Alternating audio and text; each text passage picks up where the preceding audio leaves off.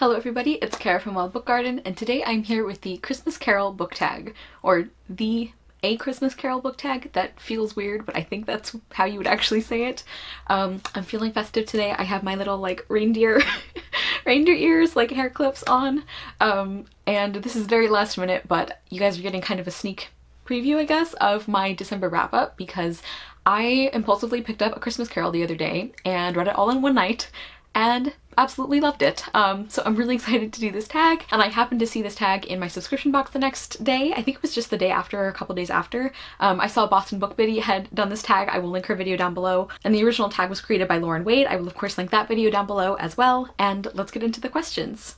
Number 1, The Ghost of Christmas Past, a book that was a childhood favorite. And I decided to pick The Secret Garden by Frances Hodgson Burnett. I have talked about this book in this capacity before, but I just love this. This is still one of my favorite books, my favorite classics. It was definitely a very foundational book for me. I didn't get this copy when I was a kid, but it was one of the first books I remember getting as a present, like specifically for me.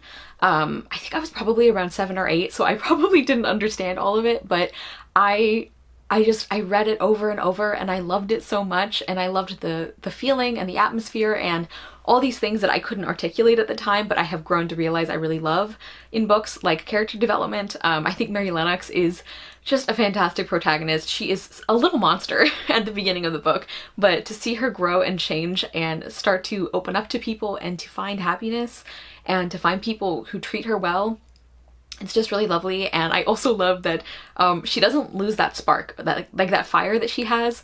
I've said this before, but you get the feeling, at least I do, at the end of the book, that she's a much nicer person now, but she could still scream someone out of a tantrum if she needed to. And that's a really rare thing, I think, in children's classics especially, to have such an unlikable main character who does not completely change by the end.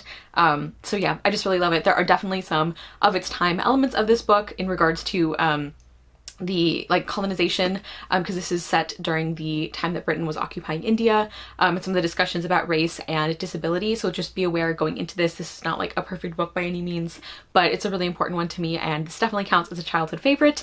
I have reread it many times and I still love it. Number 2, The Ghost of Christmas Present, a recent book that you think will become one of your all-time favorites.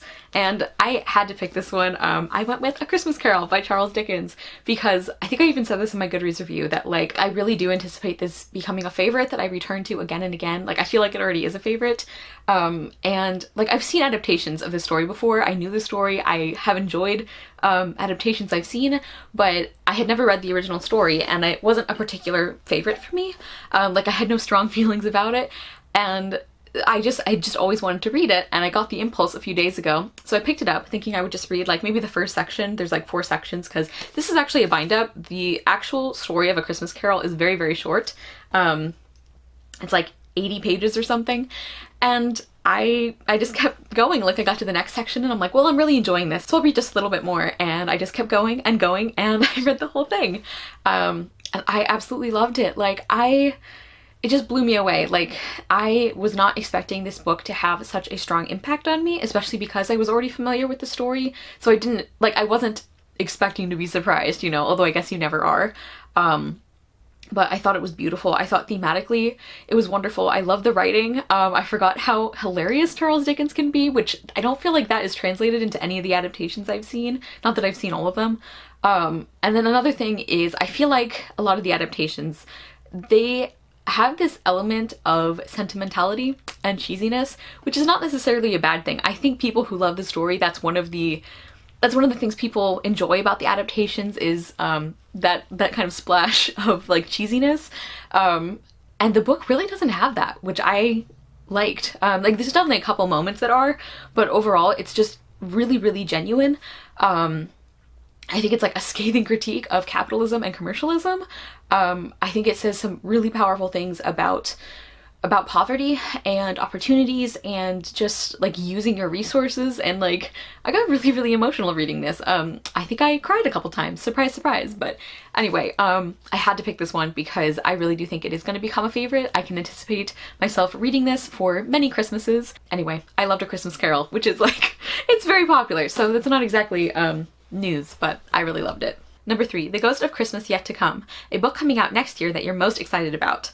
So I will be doing some anticipated releases videos, but one off the top of my head that I am so excited we're finally getting, I have been waiting for this for years since it was announced, and that is What Monstrous Gods by Rosamund Hodge. I don't know the release date, like we don't have one yet, we don't have a cover, but like we have kind of a synopsis, and I am so stoked. I have really loved Rosamund Hodge's books that I've read before. She's written one of my favorite books of all time, and I just always enjoy everything she does, even her very unpopular things, so I'm really excited about this one. It's a really dark take on a Sleeping Beauty story, because our main character, she wakes up and she wakes up from the curse and frees her family, because her family was also cursed to sleep for 100 years or something.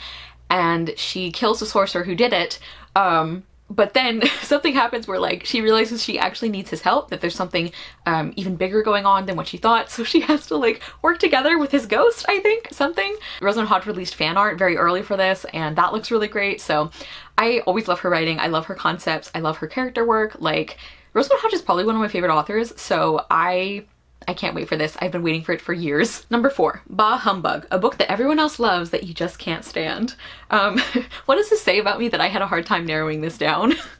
But the one I'm gonna go with is The Strange and Beautiful Sorrows of Ava Lavender by Leslie Walton. I loathe this book. Like, I am so mad. Like, just this is one of those books where I think about the fact that it exists and I'm angry. Which is not a healthy way to approach the world. But yeah, like this was huge on BookTube. It's still, I think, very popular, but especially a few years ago, people just were raving about it. Like, just would not stop talking about how incredible this book is. And I read it and I hated it.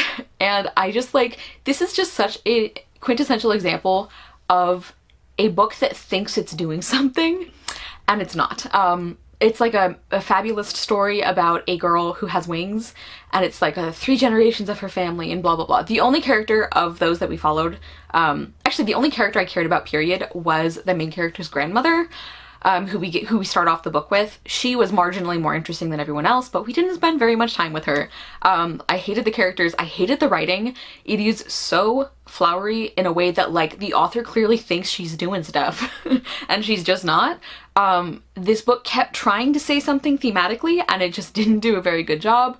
There was a very graphic rape scene that felt like, first of all, that I had never heard anyone mention, like in any of the reviews that I had ever seen. I'm not saying nobody did, but I had not come across anybody talking about this. And especially at the time I read it, it was definitely one of the more graphic ones that I had read. And one of the things that really bothered me about the way it was used is that it felt like it was just there for shock factor. It didn't feel like the author really knew why this was happening, other than it made her book more serious.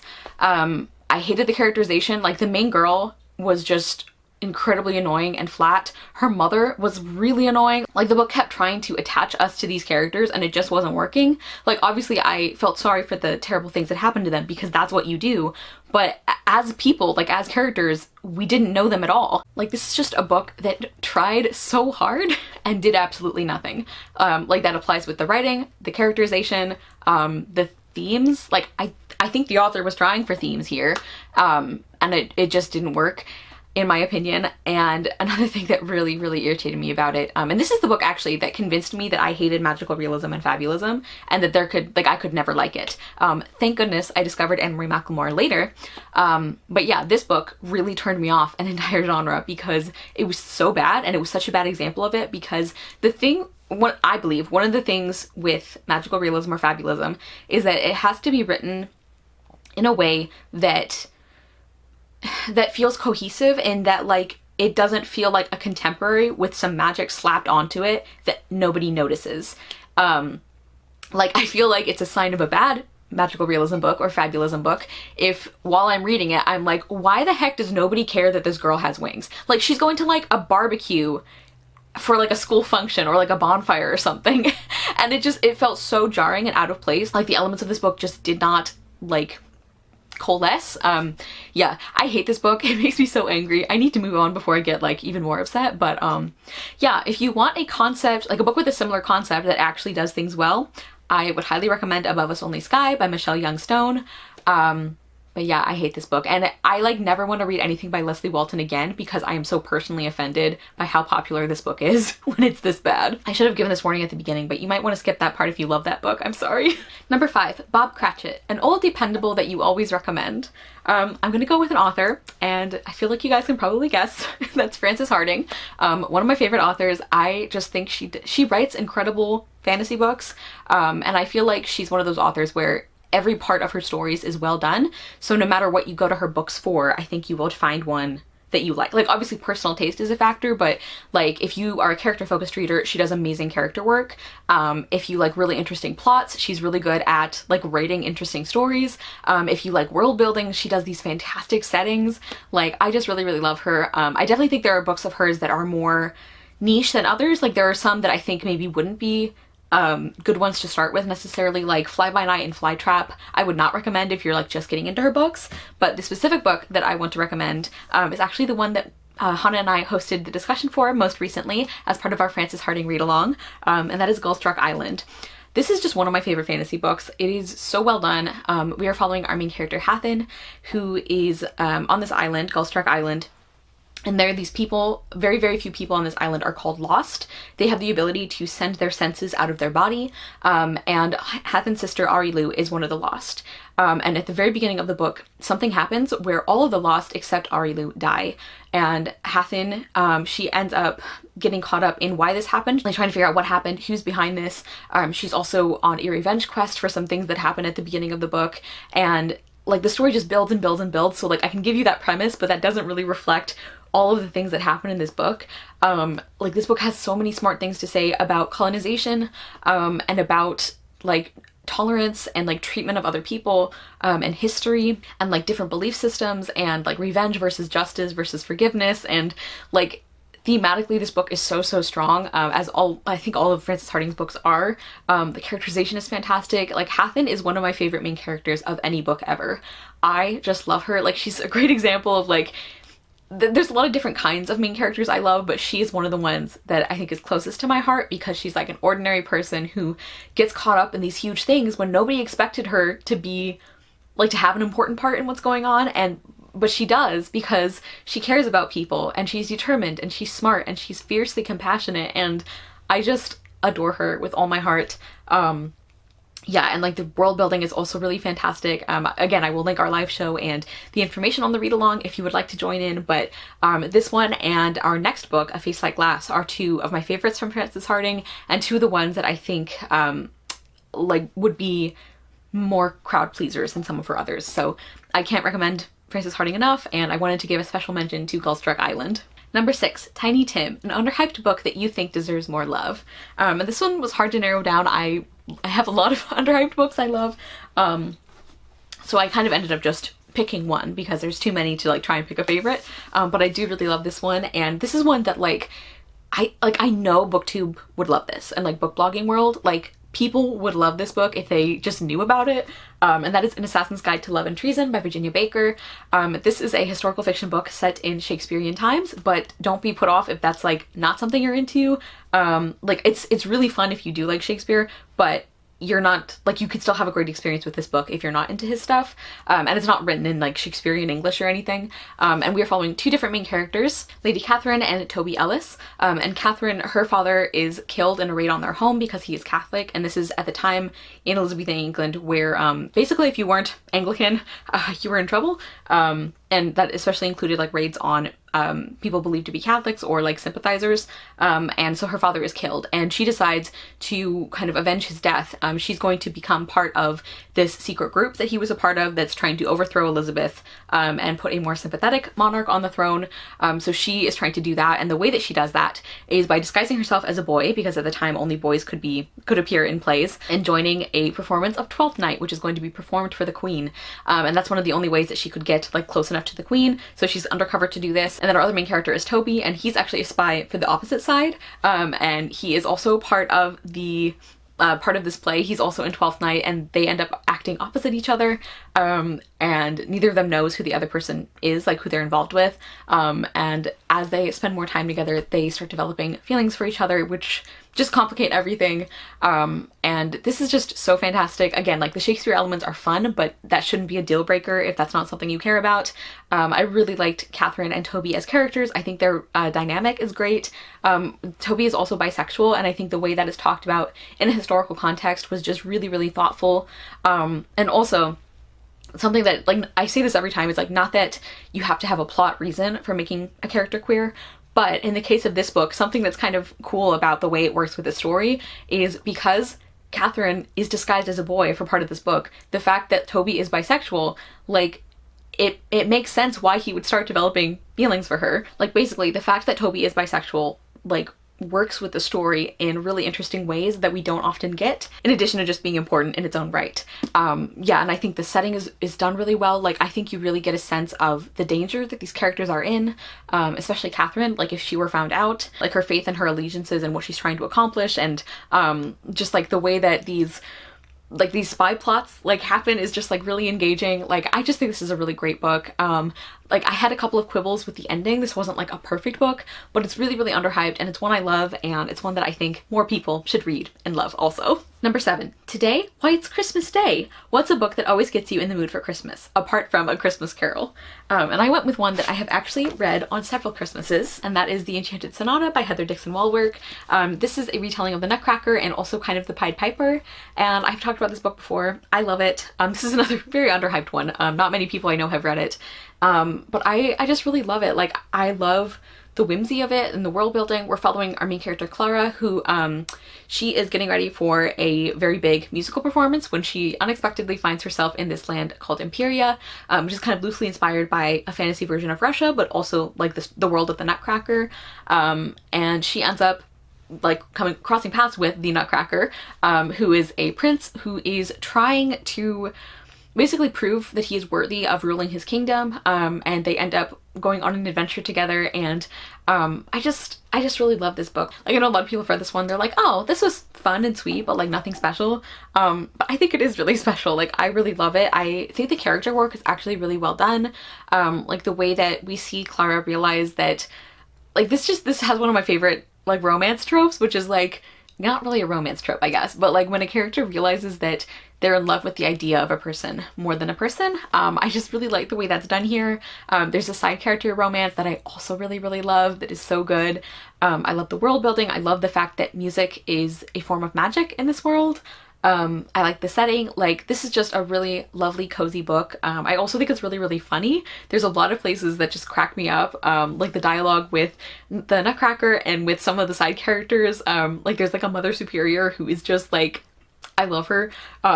Anyway, so this is definitely a go-to Christmas favorite for me. It's one I've read several times on Christmas, and it definitely gets me in the Christmas spirit. Number 8, The Muppet Christmas Carol, your favorite film adaptation of a book.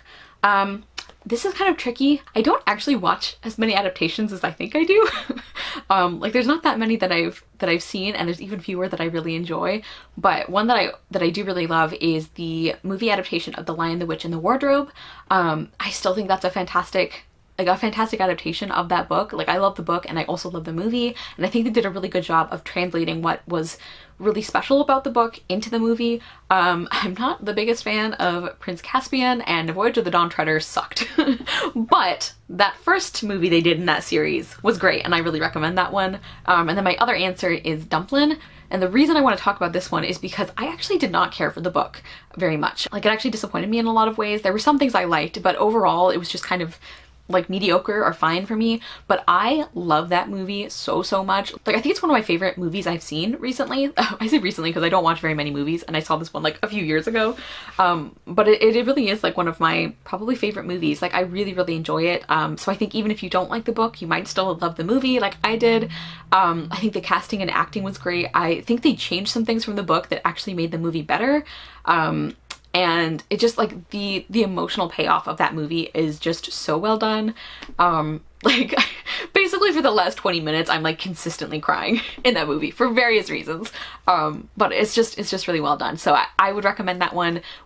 If you haven't read the book, I would still recommend it. If you have read it and you weren't a fan, I would still recommend it. Like, I just really love the Dumplin' movie, and now I kind of want to watch it again. And finally, number 9 is to tag some people, and because I am sure this is going up very, very late, very close to Christmas, I'm not going to tag anyone specifically, although because the 12 days of Christmas actually start on Christmas Day, not like 12 days before Christmas like a lot of people think, you actually do have some time to do this one if you would still like to, but I'm not going to like tag anybody. But if you would like to do this, please do. Like, if you're celebrating Christmas, or if you love A Christmas Carol, or if you just really like the questions, like any combination of those reasons, I'd love to see your answers. And because this is almost certainly the last video you're going to see from me before Christmas, I just wanted to say a Merry Christmas to everybody celebrating. I hope it's a day of joy and peace and love and hope in darkness. And if you're not celebrating, I also hope that you are taking care of yourselves and each other, and that you're doing as well as you possibly can right now. It's been obviously a really hard few years for everybody, so I hope that you are taking care of yourself as best you can. Please be safe and take care of yourself and each other. Thank you guys so much for watching. I will see you soon with another video, and I hope you love the next book you read. Bye!